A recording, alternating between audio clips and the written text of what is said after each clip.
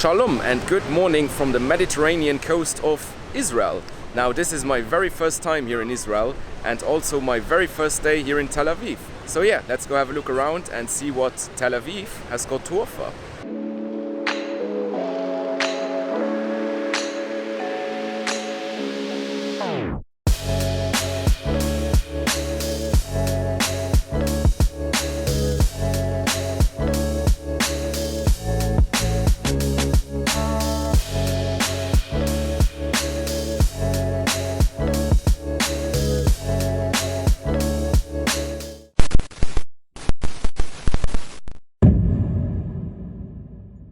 This right here is the beach promenade of Tel Aviv and I am currently at the northern edge.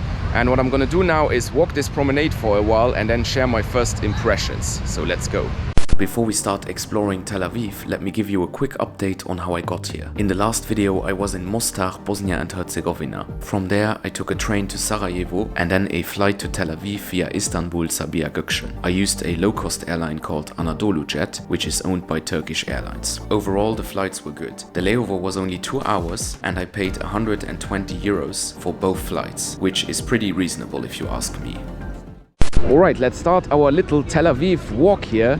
Now this promenade starts around here, so this is the northernmost point of the promenade, and then it continues south into that direction for about 5 kilometers.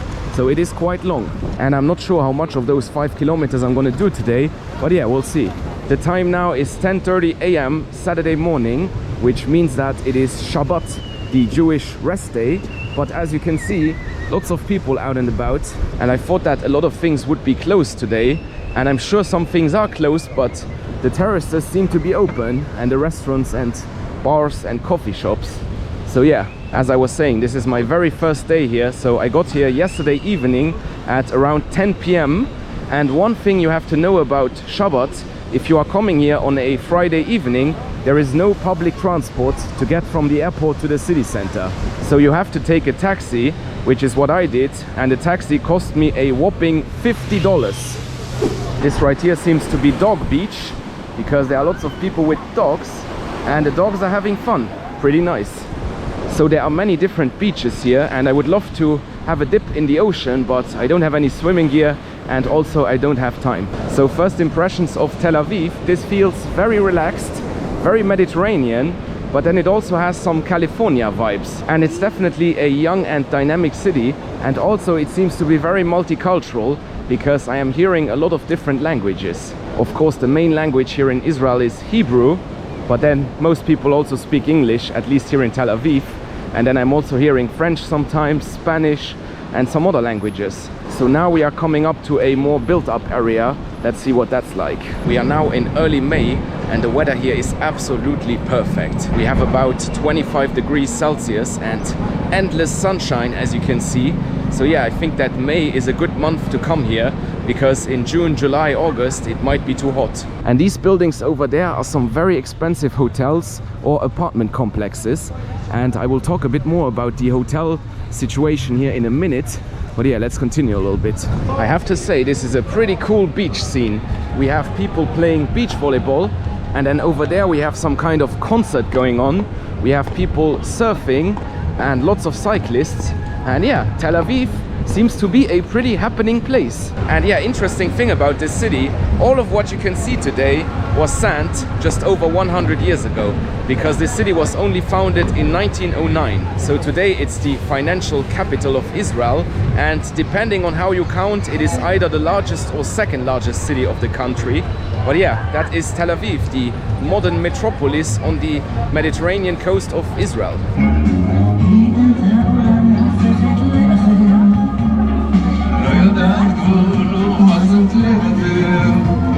Now I have already walked more than 1.5 kilometers on this promenade, so I think that it's time for a coffee break.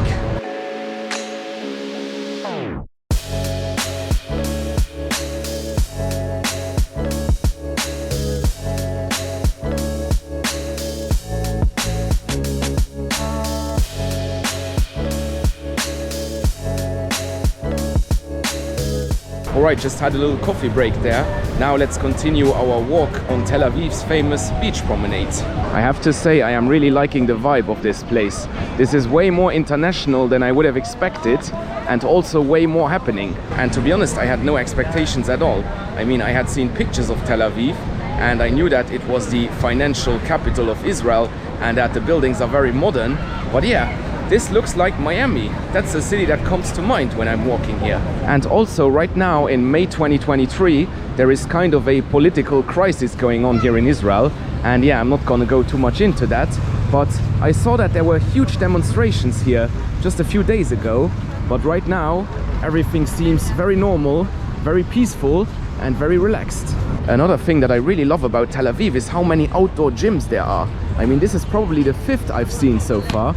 And I've been walking for about an hour now, and yeah, this city seems to be very active. Like everybody's playing some kind of sports. So you have people playing football, beach volleyball, running, outdoor gyms, everything. I mean, that is something that I definitely like here.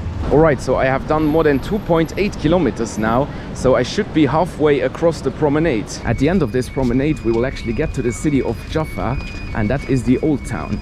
So the city of Jaffa is much older than Tel Aviv, and it was there before Tel Aviv was founded in 1909. And then after the state of Israel was founded in 1948, the two cities were merged. So now the city is actually called Tel Aviv Jaffa. On the other side of the street here, you can see the Intercontinental Hotel over there, and then some more luxurious hotels. And that brings me on to the topic of hotels in Tel Aviv.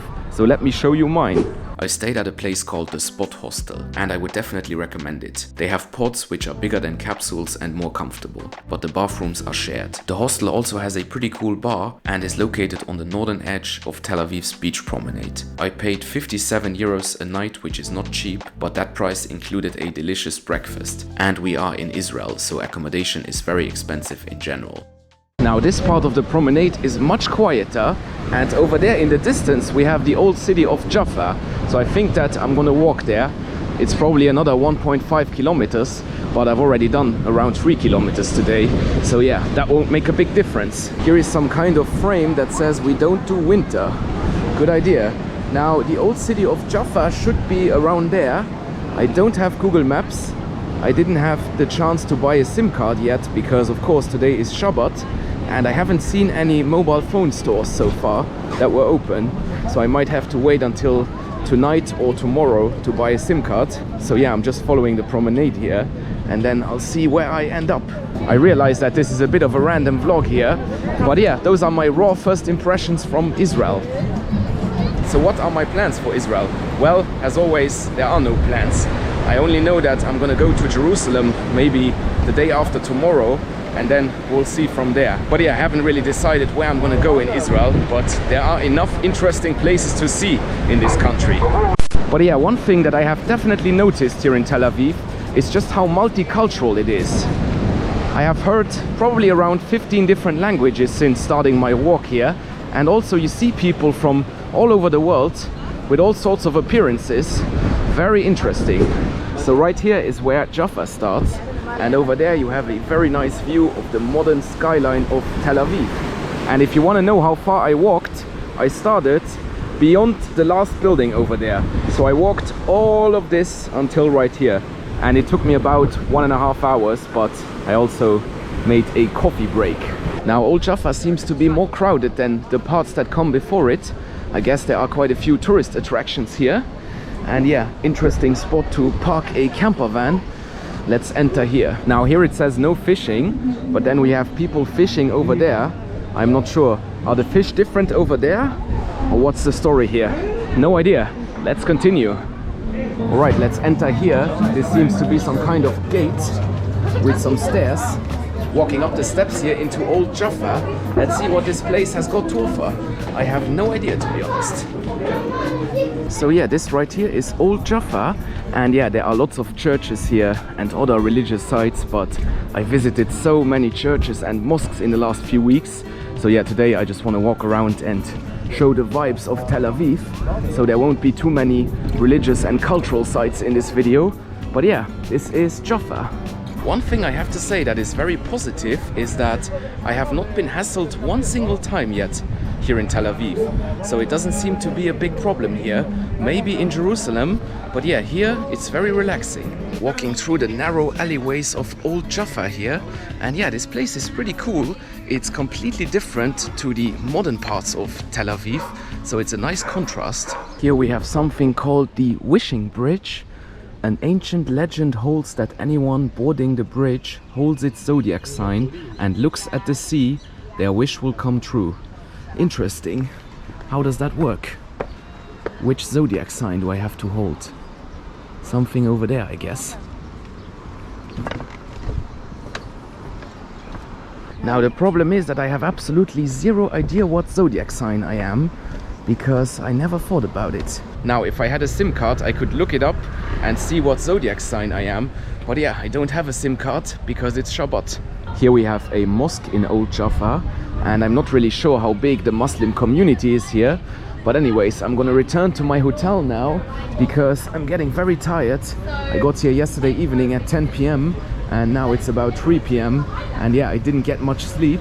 Alright guys, I have left the old neighborhood of Jaffa and I am now walking on some tram tracks, but that doesn't really matter because today is Shabbat and there is no public transportation here. The good news is that I found a convenience store that was open and sold me a SIM card. The SIM card was 80 shekels, which is 20 euros for 1 month of unlimited data, and I think that is a pretty good price. I don't think that I'm gonna spend 1 month here in Israel, but that was the only SIM card that they had and it wasn't too expensive. And since I'm connected now, I can call myself a taxi on the local app, which is called Get, and then I can head back to my hotel because it's a 4.5 kilometer walk from here. And yeah, I'm not motivated to walk that again.